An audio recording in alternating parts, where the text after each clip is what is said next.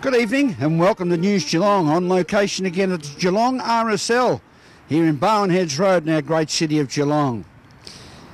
A comprehensive survey of the highly colourful Melrose Pottery, produced by the Hoffman Brick, Tile and Pottery Company during the 1930s depression, is featuring in exhibition at the Geelong Gallery until October 7. Craft beers is now the new brewing jargon for what was known as boutique beers. An Odyssey Tavern on the Surf Coast Highway has opened with a new line of craft beers. In the world of sport, our own Mitch Scoop Cleary will join us with the latest, bring us up to date with what's ahead over the weekend. And in the world of weather, we'll bring you the Geelong and Surf Coast weather expected for the next 6 days. Joe Adamski has been with the Barwon Water since 1987, holding several executive roles before being appointed Managing Director in July of this year. It's a typical good story of local lad reaching the top, as Ian Nichols reports. Well, today News Geelong is at the headquarters of Barwon Water in Ryrie Street, where they've recently appointed a new Managing Director, Joe Adamski. He's been in the caretaker role for a little while and knows his stuff. We're talking to him about the future. Well, first things first, Joe, congratulations on your appointment. Thank you, Ian. It was both not a surprise so much, but very much position really tried to get to, and probably from an overall perspective, it's a real privilege to lead an organisation which is very sound and strong financially, and actually is a strong brand name across the whole of the Geelong region. Well, we know that water is a very precious resource, and happily, I'd say at this time, our storages are looking pretty good.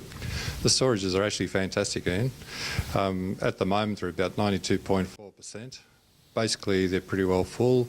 Down in the west, Woody Bullock is still filling, and also in the north, we've got Stony Creek. And we're hoping that with spring rains, both of those will go to capacity, so we'll be pretty close to 100%. Well, a nice way to start the new position, and of course some of your key responsibilities. Perhaps you could outline those for us. Probably really the direction we're going is going from an era of really construction and building stage, and that was necessary because we're going through a drought, and what we needed to do is secure Geelong's water supply. And we've got a diverse supply now, being groundwater, surface water, and also the fact that we've got recycled water pretty much in the mix as well. Now this really secures our water supply for the next 30 years.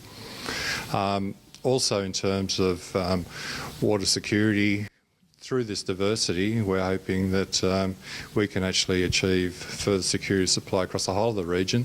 And the next focus for us will be Colac and the Colac region. Well, we know you're very busy down my way on the Surf Coast around Torquay, putting in infrastructure for the rapidly expanding area of North Torquay and ultimately, of course, Armstrong Creek. Well, we've done a lot of work in that area. And we've provided water, sewage and recycled water infrastructure into Armstrong Creek and North Torquay. It's been a significant investment in that area. In total, it's probably up around the $190 million. So it is very much providing infrastructure for a growing community across the whole of Geelong, not only in that area. We're now hoping that people come to the area and connect. Well, are there other major projects also in the pipeline at the moment? There are. There's a number of projects which are either underway or being completed. We've got the Northern Water Plant, which takes sewage from the northern area and takes trade waste from Shell. What we're doing there is converting that into recycled water, and we'll be supplying Shell with that water. That's about 90% complete. We're going through the testing stage. When that's implemented, if you look at the benefits from that, is the fact that in terms of substituting for drinking water, it's about 5% of our consumption, and that would supply 10,000 homes. So if you're taking Armstrong Creek, predicted to be 22,000 homes, it's about half of the volume that would be taken in that area. Yeah, I think our cameras were recently out there at that project you're talking about from Shell. Yeah, it's a terrific project. It's quite innovative and unique for this region, and not only for this region but Victoria as well. I think the other project that's worth mentioning is Black Rock Recycled Water Plant that's being constructed at the moment, and we're hoping that comes online in March. That'll be providing Class A recycled water to Armstrong Creek, North Torquay, and provide benefits to our current recycled water users as well. Be lower salinity, so therefore they'll be getting better quality water. Well, you appear to be ahead of the game, and I suppose that's the way you've got to be these days. I think we're very innovative, and as we go forward, the key things for us is really consolidating the business, really focusing on driving down prices for our customers, and also productivity into the future. And the way to do that is being innovative and using technology to drive further efficiencies. From our customer perspective, I think they'll be pleased with what's happening in terms of our future plans. What we have is a plan for the period 2013 to 2018. It's called our 2013 Water Plan, and we're looking at an increase of no more than 1% plus CPI. And put that into perspective, customers this year on 165 kilolitres, their total bill will be about $1,077. Going forward to the next year, you'll only increase by about $10 less CPI. I can't tell you what CPI is at the moment, but it's about the increase in the customer bills about 21 cents per week. Well, that is certainly good news, because we are aware of the fact that gas and electricity and other utilities are increasing, but if you're keeping water at that projected level, that's very good news for all households. Yeah, again, Ian, what we're making sure is we're very aware of the pressures on customers across all the utility bills, and we're really looking at what we can do in making sure that we drive down prices and keep them affordable to our customers. At Barwon Water headquarters, this is Ian Nichols for News Geelong. Thank you, Ian, and congratulations to our Joe. The Depression years of the 1930s were very hard, but the Hoffman Brick and Tile Company turned its hand to pottery as a means initially of ensuring the viability of the Melbourne firm. The exhibition, now at the Geelong Gallery, explores the historical, technical and artistic achievements of the Melrose range. Ian Nichols has more. Well, here we are back at the Geelong Art Gallery for another stunning exhibition, this time Melrose Pottery, which is around just after the Great Depression, the 1930s. And we're talking with the curator of this exhibition, Greg Hill. Okay, I'm rolling. This is Greg Hill, who is the exhibition curator, Melrose Art Pottery. Well, Greg, this is a fascinating exhibition. I must say I was attracted first because it was all from the Hoffman Brick Factory in Brunswick, where I was brought up.